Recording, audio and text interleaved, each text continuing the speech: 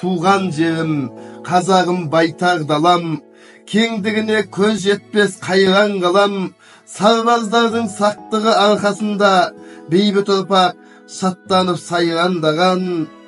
Жасай берсін қазақтың текті ұланы, қиын сәтте ақылмен шеп құрады, шекарасын отанның бекем етіп, жауға бермей шын қорғап еп қылады.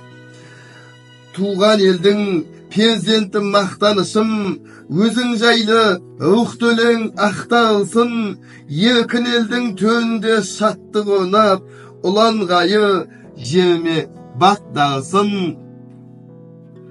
Асқақтай бер азат ел ұрпағыңмен, кең көсіліп шаба түс тұлпарыңмен, айбынды ер алаштың қорғанысы, мықты болсын еркін ел ұланымен.